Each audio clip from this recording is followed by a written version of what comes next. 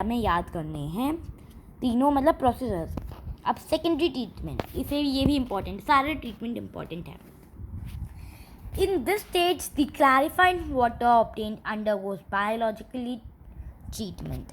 मतलब जो हमारा क्लैरिफाइड वाटर है जो हमने ऑब्टेन करा है वो नीचे अंडरग्राउंड जाता है बायोलॉजिकल ट्रीटमेंट के लिए। अब the clarified water contains large amounts of minute particles of human waste, food waste, soap and other unwanted materials. मतलब क्या है कि हमारा जो क्लैरिफाइड वाटर हमने जो लिया है वो अंदर जाता है, it undergoes in the biological treatment, for the biological treatment. Now the clarified water contains large amount of minute particles of human waste, food waste, soaps and other ones. मतलब अपने जो बड़े बड़े पार्टिकल्स थे जैसे सैंड को भी हम बड़े पार्टिकल में कंज्यूम कर रहे हैं अभी, ओके। ये जो बड़े पार्टिकल्स थे अभी हम उन्होंने रिमूव कर दिया है, बट उससे भी छोटे पार्टिकल्स जो ऑलमोस्ट पानी में डिजॉल्व हो जाते हैं जैसे सोप, उनको कैसे हटाएंगे, वो भी तो हमारे लिए हार्मफुल है। So in this process bacteria are used to remove the remaining organic waste. अब an aerator is use to blow air into clarified water. अब एरेटर जो हम तो यूज़ करते हैं blow air into the clarified water. Sorry, this creates an ideal environment for bacteria to grow. अब ये जो एनवायरनमेंट होता है वो एक बैक्टीरिया के ग्रो करने के लिए एकदम परफेक्ट होता है. अब आप सोच रहे हैं हम बैक्टीरिया को हमें क्यों ग्रो करवाना है, तो हम बताएंगे हम क्यों ग्रो करवाना है. The bacteria feed on the minute particles of human waste, food waste and remaining in other clarified water. This process is called as digestion. Digestion मतलब जैसे हम लोग डाइजेशन करते हैं वो डाइजेशन नहीं, इसको भी डाइजेशन बोलते हैं. मतलब अब क्या हमने क्यों ग्रो किया आप समझ आई होगा, मैं एक बार एक्सप्लेन कर देती हूँ. जो हमारा बैक्टीरिया है ना उसको मैंने आपको बताया था कि जो हमारे लिए हार्मफुल है वो उनके लिए हेल्पफुल है ना. अब हमारा जो हार्मफुल चीज़ें हैं वो उनके लिए हेल्पफुल हैं, तो उसने उन सबको कंज्यूम कर लिया, तो उससे क्या हुआ, क्लैरिफाइड वाटर मिल गया हमें, और इस प्रोसेस को हमने बोल दिया डाइजेशन. अब as the bacteria grow in numbers and mass after a few hours they settle at the bottom of the tank and is activated tank as activated sludge. मतलब जैसे ही बैक्टीरिया ने अपना काम करा थोड़े आवर्स के बाद में, थोड़े टाइम के बाद में वो सेटल डाउन हो जाते हैं नीचे के साइड में, टैंक में वो सेटल डाउन हो जाते हैं. And the tank is as in activated sludge now. The activated sludge contains nearly 97% of water. मैंने बताया ना कि बहुत ज़्यादा वाटर का ही अमाउंट होता है हमारे उसमें सीवेज में. वैसे ही हमें इसलिए ज़्यादा से ज़्यादा 97% ऑफ वाटर अब हमें मिल चुका है. प्योर वाटर 97% है अभी. The water is removed by using sand drawing pads और मशीन. अब पहले हमने वाटर को क्या किया, रिमूव कर रहे हैं अभी हम सैंड ड्राइंग बेड से या मशीन से. अब dried sludge is used as manure. अब हमने क्या करा, वो सेटल डाउन हो गया, वो स्लज बन चुके हैं हमारे लिए, राइट, एंड एक्टिवेटेड स्लज है वो. अब हमने सैंड ड्राइंग जो मशीन बेड्स हैं या मशीन्स हैं उनसे हमने वाटर को अभी के लिए रिमूव कर दिया है, हमें मिल गया है अभी एक dried sludge and we will use as a manure, it as a manure. अब this completes a cycle as a organic matter and nutrients are use to replenish the soil. अब इससे हमारा सॉइल भी रीयूज हो गया, replenish हो गया. The remaining water contains very low amounts of solid particles and organic matter. मतलब अब जो हमारा पानी था उसमें अंदर क्या है, अब उनके पानी तो हटा दिया नहीं, मतलब पानी हटा दिया मतलब थोड़े टाइम के लिए हमने पानी को वहाँ से अलग कर दिया है, स्लज सिर्फ बचा हुआ है. ऐसा स्लज और पानी अलग हो गए यहाँ पे, इसका मतलब वो है. अब जो हमारा बचा हुआ पानी है ना अब हमारे पास उसमें बहुत कम, very low amount of solid particles और organic matter are there. However, it contains a number of bacteria and other microorganisms. The water undergoes a tertiary treatment before it is released into the water bodies are reused for other purpose. अब हमारा जो secondary treatment है उसके बाद हमारे पास water तो आ ही गया है, अच्छा ऐसा ऑलमोस्ट आ ही गया है. तो वो टेरिटरी ट्रीटमेंट में जाता है. सॉरी मैं इसको प्रोनाउंस नहीं कर पा रही हूँ, तो उसके लिए सॉरी. टेरिटरी मैं इसको बोल रही हूँ, अभी आप समझ लीजिएगा, ये वाला ट्रीटमेंट में बोल रही हूँ. ओके, अब ये वाला जो ट्रीटमेंट है वो फिर जाता है, पहले उसे हम वाटर बॉडीज में डालने के पहले या रीयूज़ करने के पहले उसे वहाँ डालते हैं. अब chemical treatment. Water obtained after the secondary treatment undergoes further in the chemical treatment, मतलब tertiary treatment. अब in this step the treated water passes through the disinfection chamber. अब इसके बाद disinfection chamber में जाता है ये cleaned water. Here the bacteria are killed either by adding chlorine or by exposing them to ultraviolet rays. अब हमारा, मैंने आपको बोला था कि बैक्टीरियाज तो अभी भी हैं, अब उन्हें हमें हटाना पड़ेगा ना. तो हम क्या करते हैं, उन्हें डिसइंफेक्शन चैम्बर में डाल देते हैं, या तो हम उसमें क्लोरीन ऐड कर देते हैं, या हम अल्ट्रा वायलेट रेज से उसे एक्सपोज कर देते हैं जिससे वो किल हो जाते हैं. अब this is how the waste water undergoes a series of processes. The treatment aims a safe and hygienic disposal of the waste. The processes can be further modified for greater efficiency. For example, some wastewater plants also use microfiltration, which makes water safer. अब देखिए alternate methods भी हमारे पास sewage disposal के. उसके पहले मैंने आपको बोला था, मैं आपको एक बार डायग्राम और दिखा दूंगी, तो आप ये देखिए. अब ये है हमारी तीनों चीज़ें, हमारे residential, commercial and industrial area. एक मिनट में आपको ऐसे कर बताती हूँ. अब यहाँ सबसे आया यहाँ पे ये स्क्रीन्स में. ओके, ये प्राइमरी ट्रीटमेंट की जगह पे, मतलब स्क्रीन्स में आ रहा है ताकि हमारा सॉलिड वेस्ट जो है हट जाए. उसके बाद ये ग्रिट रिमूवल टैंक में गया. ओके, पहले हमारी फर्स्ट स्टेज क्या थी, देखो स्क्रीनिंग, ये आपको दिखी नहीं, हाँ स्क्रीनिंग. तो ये स्क्रीनिंग की प्रोसेस के लिए गया. फिर ग्रिट रिमूवल, और उसके बाद प्राइमरी क्लैरिफायर, जिसमें हम ऊपर का स्कीमिंग एंड स्क्रेपर से हटाते हैं ना स्लज के लिए वो. अब गया एरेशन बेसिन में. हमने भी पढ़ा था ना कि एयर फ्लो, या बोलोगे ये तो हमने लेट पढ़ा था, तो ये सब लेट पढ़ा था, बट वो यहाँ पे अभी यहाँ पे दिया है. ओके, तो वो इसीलिए दिया है क्योंकि प्राइमरी क्लैरिफायर से उनने क्या करा है, डायरेक्टली यहाँ से उनने यहाँ करा और डायरेक्टली यहाँ से अंदर. अब यहाँ पे भी गया, यहाँ से गया, फिर उसके बाद यहाँ. अब ये देखो, ये जो है ना यहाँ का प्राइमरी, ये भी यहाँ एयरेशन में जाता है, और सेकेंडरी भी एयरेशन में जाता है, दोनों यहाँ जाते ही हैं.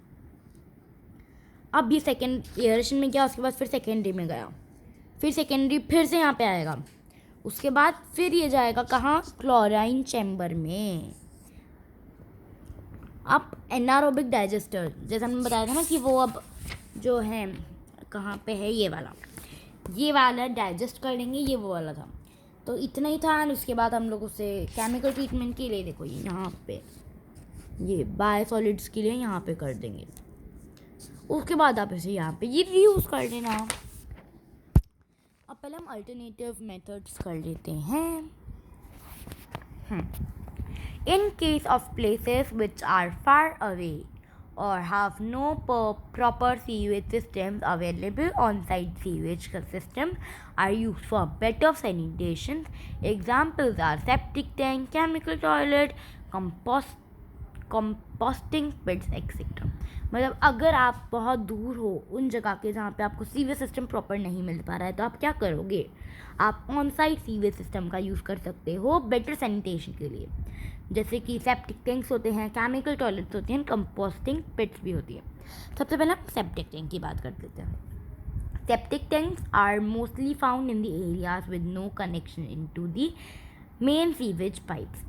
फिर से एक बार मैं इस टॉपिक से थोड़ा सा हटके, मतलब फिर से मैं आपको, सॉरी मैं लंबा खींच रही हूँ टॉपिक, बट आपको क्लियर होना चाहिए एक पॉइंट. अब सेप्टिक टैंक जो है वो मोस्टली कहाँ फाउंड होते हैं, जहाँ पे हमें मेन सीवेज से कोई कनेक्शन नहीं मिलता है उनकी पाइप से. Most septic tanks are installed underground.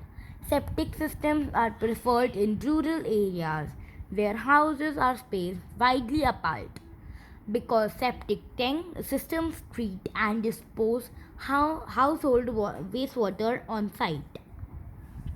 It would not require the installation of miles of sewer lines, making them less disruptive to the environment. मतलब कि हमारा जो सेप्टिक टैंक होता है ना, उसके अंदर इंस्टॉल होता है अंडरग्राउंड के लिए. मतलब क्या होता है कि सेप्टिक टैंक में ना एक ऐसा सिस्टम होता है जिससे कि रूरल एरियाज जहाँ पे हाउसेस जो होते हैं वो उनमें हम लोग कहाँ थे, यहाँ पे, right.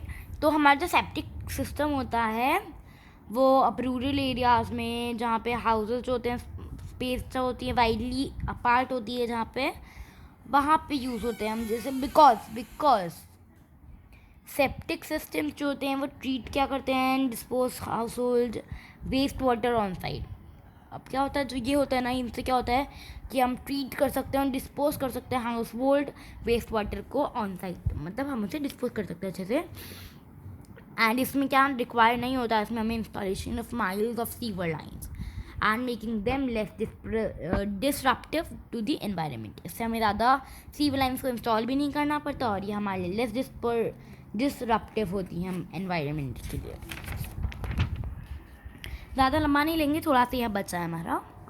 A septic tank is a waste water watertight box usually made of concrete or fiberglass. आप ये देख सकते हैं, ये स्कम है, ये लिक्विड है एंड ये स्लज सॉलिड है. इसमें बहुत सारी चीज़ें भी लिखी हैं, हम सब अभी देख रहे हैं. यहाँ पे देखो, up usually made of concrete or fiberglass with an inlet and outlet pipe.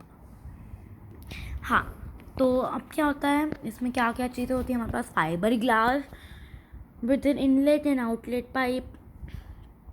मैं या कहीं और से नहीं, मैं यहीं से अभी कर रही. The solid waste settles down. जैसे कि यहाँ पे देखो, स्लज सॉलिड है, यहाँ सेटल डाउन हो जाता है, ऐसा नीचे बैठ जाता है. Now so sorry. हाँ, तो अब decompose by the bacteria present in the से वेस्ट वाटर. अब ये बैक्टीरिया जो प्रेजेंट होते हैं हमारे वेस्ट वाटर के अंदर, उससे डिकम्पोज हो जाते हैं. The water is allowed to flow then through the outlet into the drain field. Then the water slowly trickles from the pipe into the gravel and down through the soil in the drain field.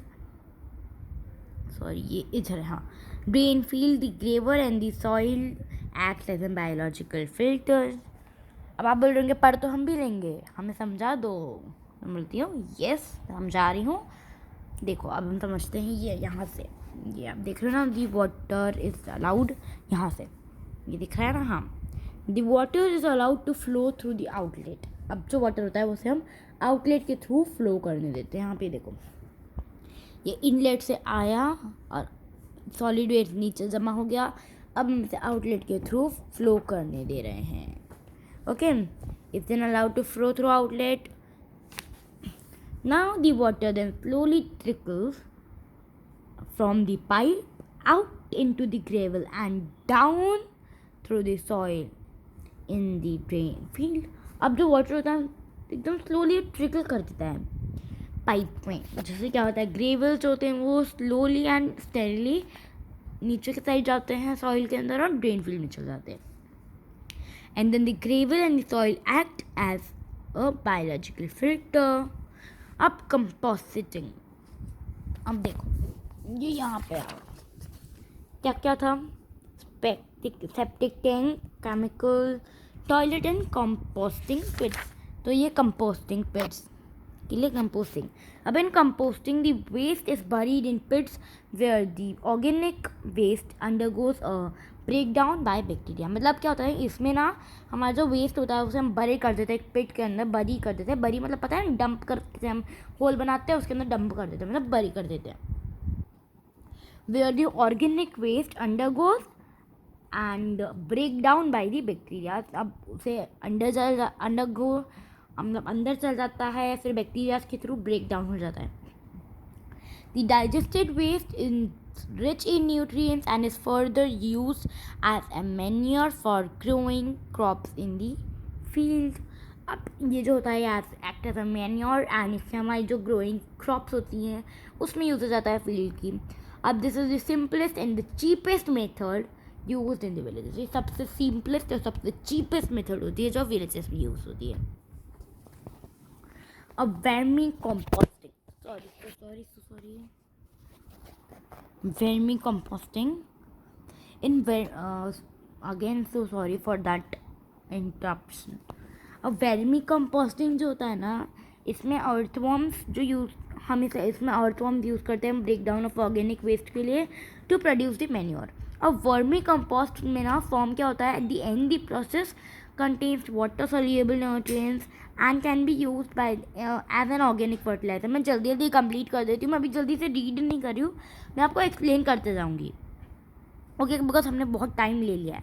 In certain places like India vermi processing toilets are also created.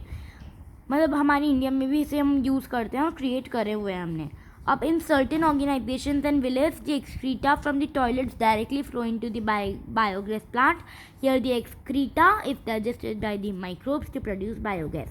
मतलब यहाँ पे क्या होता है कि जो villages में होता है ना एक्सक्रीटे, हमारा जो एक्सक्रीटा होता है उसे हम डायरेक्टली टॉयलेट्स में हम डाल देते हैं. बायोगैस प्लांट के थ्रू ये हो जाता है, मतलब हम इसे यूज़ करते हैं बायोगैस में, वो अच्छा प्योरीफाई हो जाता है. And excreta is then digested by the microbes to produce the biogas. अब why is waste water treatment so important? अब every citizen has a right to live in a healthy environment, right. सबके पास एक right है कि उसे healthy environment में रहना चाहिए. Sanitation refers to a proper disposal of human waste, whereas the hygiene refers to preventing human contact from the hazards of waste to promote good health. मतलब ये देखो, मैं आपको इसको ऐसे दिखाती हूँ ताकि आपको, अरे यार सो सॉरी ये डिस्टर्बेंस चल रहा है इसलिए. अब एवरी जो सिटीजन होता है ना, सारे सिटीजन को हेल्दी इन्वायरमेंट में रहने का एक हक है. अब देखो, अब सैनिटेशन जो होता है वो क्या रेफर करता है, प्रॉपर डिस्पोजल को, और ह्यूमन वेस्ट को. हाइजीन रेफर करता है preventing human contact from hazards of waste, promote करता है गुड हेल्थ के लिए. सैनिटेशन जो है पब्लिक इशू का रिक्वायर है, sanitation is a public issue and requires active participation of all citizens.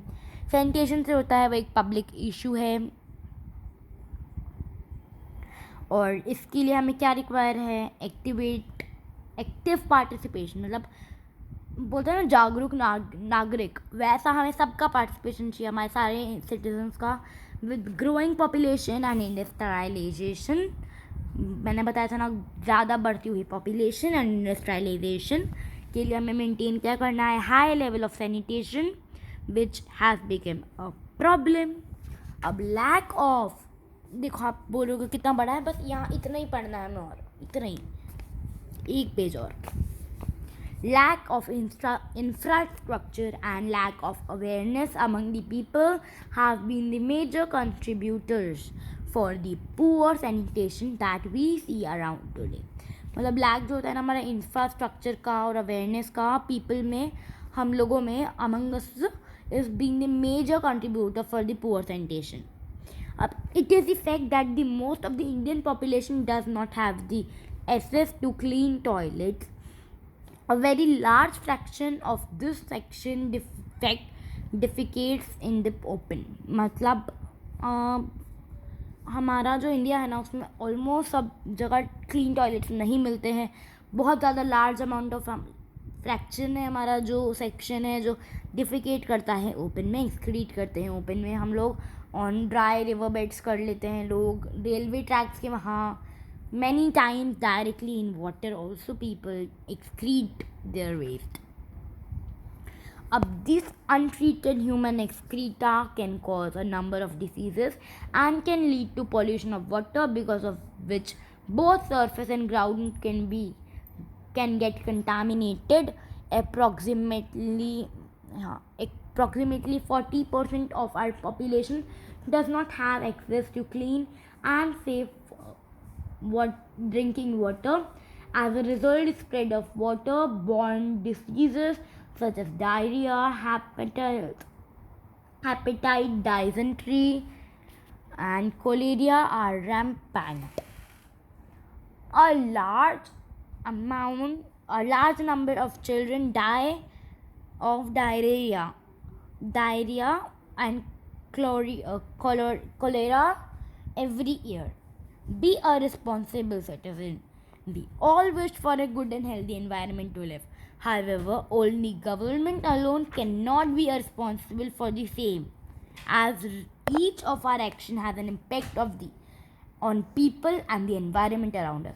सिर्फ गवर्नमेंट को आप रिस्पॉन्सिबिलिटी नहीं बोल सकते कि भाई तुम्हारी वजह से नहीं है, हम खुद इसके लिए रिस्पॉन्सिबल हैं. ओके मैं आपके सिर्फ 5 मिनट और लूँगी. Okay we must reduce the use of substance that can harm our environment and ensure safe disposal of the waste generated by us. We must inform the concerned authorities whenever we come across leakage in drainage, sewage and drinking water pipes. We must restrain ourselves from throwing oil and fat products in drain. They can harden and block the pipes. Chemicals as such as paint, solvent, insecticide, motor oil, and medicine may kill microbes on mixing in the water substance can cause damage to the aquatic animals.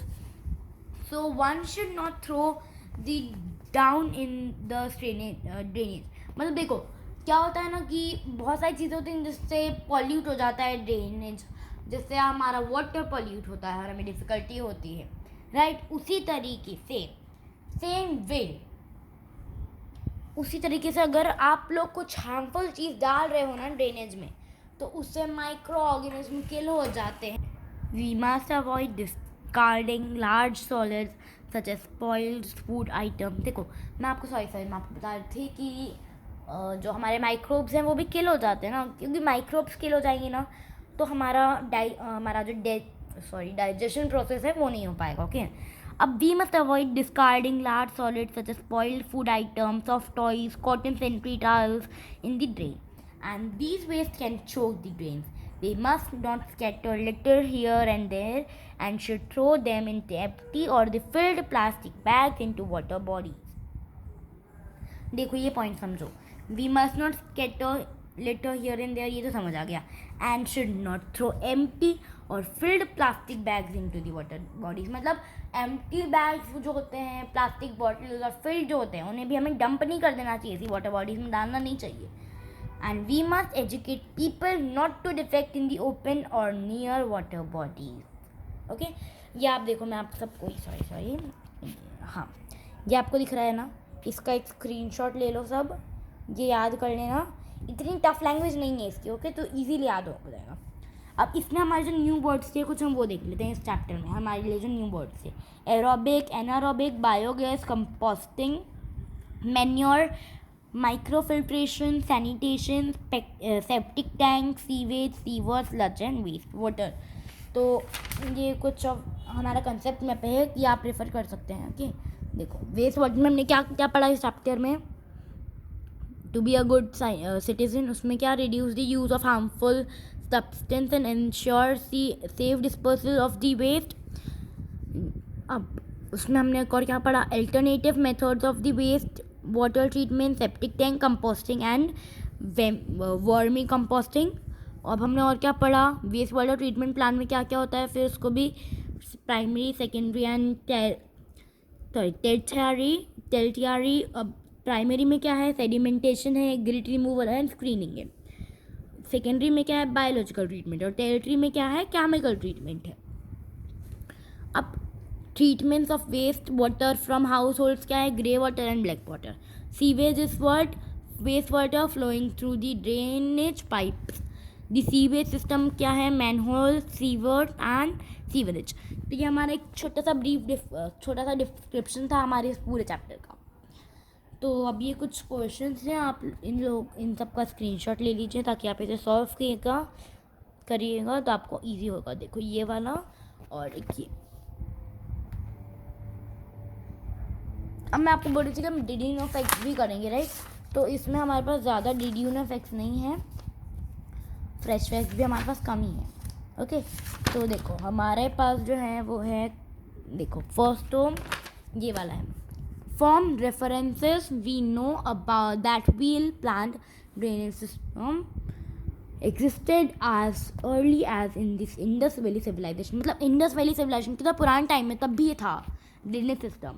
That proof of this could be found at Lothal near Ahmedabad in Gujarat. The town had a well-planned system of wastewater removal. All houses in the ancient town had latrines and a sewage system which carried the waste to the pit in the fields located away from the town. हमने ना इस Indus valley का मैंने एक video आपको दिया है, आप उसको रेफर कीजिएगा. उसका ड्रेनेज सिस्टम बहुत अच्छा है वहाँ का, तब था मतलब. तो अब about 71% of the earth is covered with water. However only 3% is the fresh water. Only a fraction of this is available for drinking as the most. ये देखो, ये तो मैंने आपको पढ़ा दिया, तो इसको आप छोड़ दो. ठीक है, मैंने आपको पहले ही बता दिया 75% वाटर है, 2% glacier form, 1% for the drinking. चलो, ये composition of the waste water भी आप एक बार देख ही लो. The major constituents of the waste water are listed below. Organic matter such as dead plants, spoiled vegetable, urine, hair, food item, paper, human feces, etc. Organic substances such as sand, soil, grade, ceramics and cement. Big site pollutants such as plastic pieces, napkin, paper and polythene sheets. Chemical fertilizer such as chemical for factories, traces of oil and petroleum. Gases such as carbon dioxide, methane, ammonia and hydrogen sulfide. Emulsions such as paint, adhesives, creams and sauces. Microorganisms such as bacteria and parasitic worms. Sorry for taking the more time. Please like, subscribe and share my channel. आज का हमारा topic यहीं तक था. मिलेंगे आपसे हम अगले वीडियो में. Thank you, bye.